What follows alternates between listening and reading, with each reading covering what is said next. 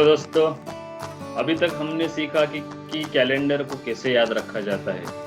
सबसे पहला मेरा वीडियो था 5 साल का कैलेंडर को कैसे याद रखा जाता है, उसके बाद 100 साल का, उसके बाद 300 साल का, उसके बाद 500 साल का। अब दोस्तों मैं आगे आपको सिखाने वाला हूँ कैलेंडर ट्रिक्स, कैलेंडर रीजनिंग, कि कैलेंडर से रिलेटेड जो भी सवाल आपको आते हैं उनको कैसे सॉल्व करना है। राइट, तो दोस्तों अब हम आगे बढ़ते हैं।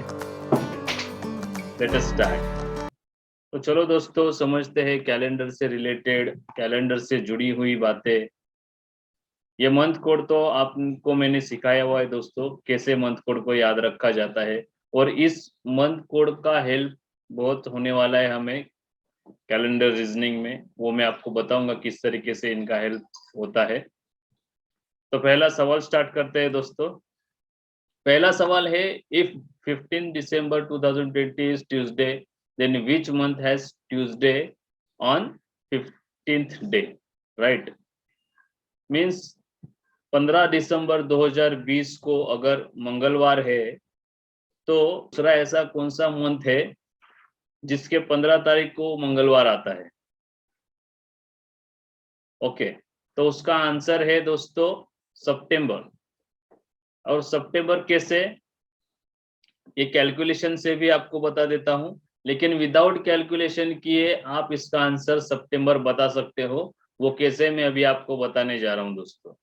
ये देखिए, हमने ये जो कैलेंडर सीखा था उसमें मैंने मंथ कोड बताया था आपको। राइट, इस मंथ कोड में सितंबर और दिसंबर का कोड 5 है। राइट, अगर सितंबर और दिसंबर का कोड 5 है, इसका मतलब ये है सितंबर और दिसंबर का कैलेंडर सेम है। ठीक है, देखो, लेकिन सितंबर में 30 दिन होते हैं, दिसंबर में 31 दिन होते हैं, लेकिन 1 से 30 तक दिसंबर के 1 से 30 तक सेम डे हो गए जो सितंबर के हैं। ये आप कैलेंडर में चेक करके देख सकते हो। ठीक है, तो बिना झिझिगाहट आप इस क्वेश्चन का आंसर दे सकते हो। ओके, उसके बाद नेक्स्ट क्वेश्चन देखते हैं हम। Today is Monday, then which day will come after 65 days. Right, अगर आज मंडे है तो 65 दिन बाद कौन सा दिन आएगा।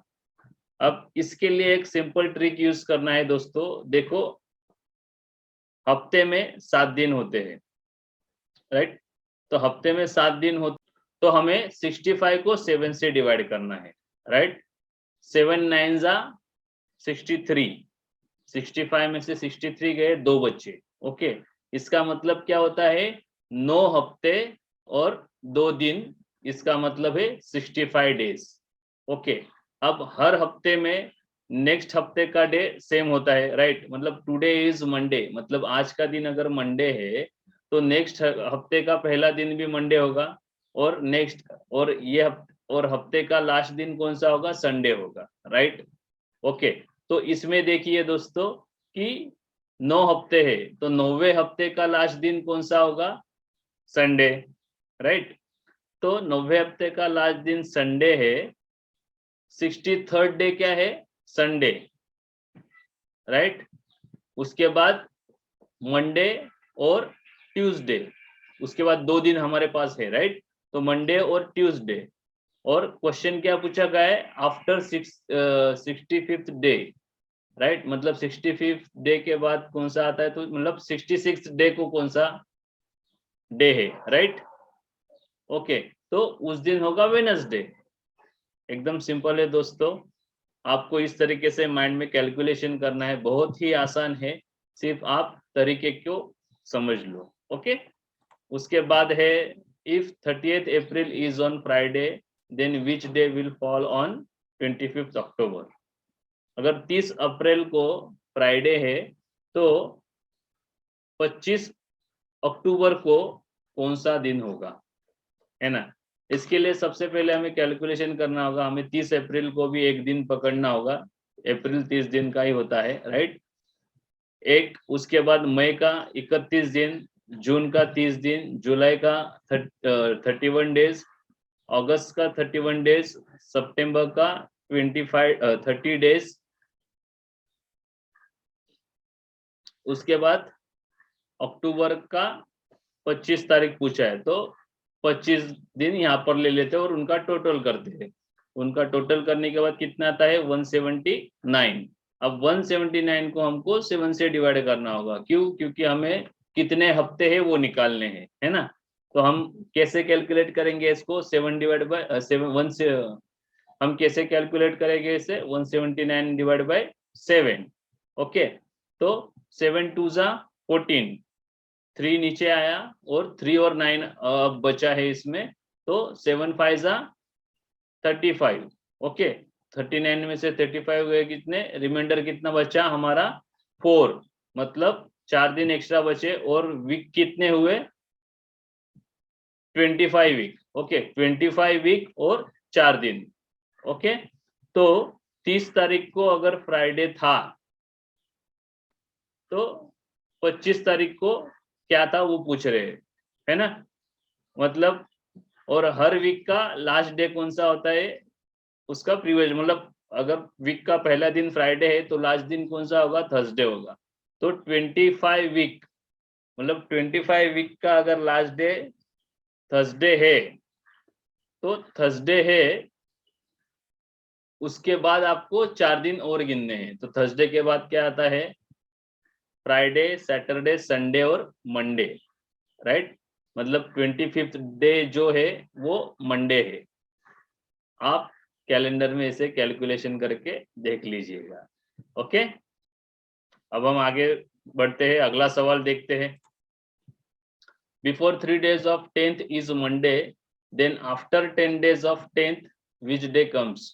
ओके, मतलब 10 तारीख के 3 दिन पहले अगर मंडे है तो 10 तारीख के 10 दिन बाद कौन सा दिन आएगा? ओके, तो सबसे पहले हम क्या करेंगे? 10 तारीख के 3 दिन पहले का डे निकालेंगे। ओके, तो कितना डेट निकालेंगे? कितना तारीख आता है? 7 तारीख आता है। ओके, तो 7 तारीख को अगर मंडे है तो 10 तारीख के 10 दिन बाद, मतलब 10 तारीख के 10 दिन बाद कौन सा आता है? 20 तारीख आता है। ओके, तो 20 तारीख को, 7 तारीख को अगर मंडे है तो 20 तारीख को कौन सा दिन होगा? राइट। अब यहाँ पर देखो 7 तारीख को मंडे है तो 7 3 जा 21। ओके, मतलब 7 तारीख को मंडे है तो 21st को भी मंडे होगा, है ना। हमको 20 तारीख का आंसर चाहिए। तो अगर 21st को मंडे है तो 20 तारीख को क्या होगा? संडे। सिंपल। ओके, अब नेक्स्ट देखते हैं हम। How many days comes 53 time in an ordinary year? एक ऑर्डिनरी ईयर में 53 टाइम कितने दिन आते हैं? ओके, अब दोस्तों पहले तो ये समझ लीजिए ऑर्डिनरी ईयर मतलब क्या। ऑर्डिनरी ईयर मतलब नॉर्मल ईयर, हम जिस ईयर को 4 से डिवाइड नहीं कर सकते, राइट। जैसे 2009, राइट, 2010 हो गया, ओके, 2011 हो गया। अब देखो 8 4 2 जा 8, 12 4 3 जा 12, इनको हम 4 से डिवाइड कर सकते हैं। मीन्स ये क्या हो गए? लीप ईयर हो गए। जिनको हम 4 से डिवाइड कर सकते हैं वो लीप ईयर है, जिनको नहीं कर सकते हैं वो ऑर्डिनरी ईयर है, राइट। लीप ईयर में हमेशा एक दिन एक्स्ट्रा होता है, ठीक है। ऑर्डिनरी ईयर के दिन कितने होते हैं? 365, राइट। अगर 365 को हम 7 से डिवाइड करेंगे तो 52 वीक्स होते हैं और एक दिन एक्स्ट्रा आता है। 52 वीक्स प्लस 1 डे। ओके, तो यहाँ पे यही सवाल पूछा गया है कि ऑर्डिनरी ईयर में कितने दिन, यहाँ पे वही यही सवाल पूछा गया है दोस्तों कि ऑर्डिनरी ईयर में 53 टाइम कौन सा डे आता है। मतलब यहाँ पे यही सवाल पूछा गया है दोस्तों, ऑर्डिनरी ईयर में 53 टाइम कितने दिन आते हैं, राइट। तो एक ही दिन आएगा दोस्तों, 53 टाइम एक ही दिन आएगा, क्योंकि 52 वीक हो गए, 52 वीक पूरे हो गए। मीन्स 52 वीक का मतलब होता है हर डे सातों के सातों दिन 52 बार आएंगे और एक्स्ट्रा सिर्फ एक दिन बच रहा है जो 365th डे है। और वो एक ही है, जो भी होगा वो एक ही होगा, है ना। इसलिए ऑर्डिनरी ईयर में कोई भी डे जो होता है, एक्स्ट्रा डे, वो एक ही होता है। अब हम देखते हैं how many days come 53 time in a leap year. Leap year में मैंने आपको बताया कि एक दिन एक्स्ट्रा होता है, तो उसमें कितने दिन होते हैं लीप ईयर में? मतलब क्या होता है, 52 वीक और 2 दिन एक्स्ट्रा। अब 52 वीक में हर डे के लिए 52 दिन होते हैं, राइट। हर डे 52 बार आता है, फिर और ऊपर से 2 दिन एक्स्ट्रा है, मतलब वो 2 दिन जो एक्स्ट्रा है वो 53 बार आएंगे। इसलिए लीप ईयर में क्या होता है, 2 दिन एक्स्ट्रा होते हैं। अब लास्ट सवाल देखते हैं दोस्तों, Which day came 53 time in year 1921? अब 1 जन 1921 का पहले हमें डे निकालना होगा, राइट। तो 1 जन को क्या होता है, फर्स्ट उसका कैलकुलेशन पहले हम कर लेते हैं, 1 और जैन का कोड है 0, 21 का कोड है 4, तो टोटल 5 आता है। 5 मीन्स फ्राइडे होता है। और ये क्वेश्चन कौन सा है, कौन से ईयर का है, तो 19th सेंचुरी का है, राइट। तो 19th सेंचुरी का है, इसलिए हमने क्या किया, 1 प्लस कर दिया। 1 प्लस किया तो यहाँ पे कितना हुआ, 6 हो गया, राइट। तो 6 हो गया, इसका मतलब क्या है, ये सैटरडे है। या फिर हम यहाँ पे कैलकुलेशन कर सकते थे कि 31 दिसंबर का कौन सा दिन है, क्योंकि याद रखना दोस्तों, ऑर्डिनरी ईयर में 365 डे होते हैं, 52 वीक और एक दिन होता है, राइट। तो जो फर्स्ट को जो डे होगा वही 31 दिसंबर को भी वही डे होगा। तो या तो आप 1 जैन का कैलकुलेशन करो और डे निकालो, या तो आप 31 दिसंबर का डेट से कैलकुलेशन करके डे निकालो। ओके दोस्तों, आज के लिए दोस्तों इतना ही। कल हम और भी क्वेश्चन लेके आएंगे आपके लिए और उनको भी सॉल्व करेंगे। थैंक यू दोस्तों, बाय बाय।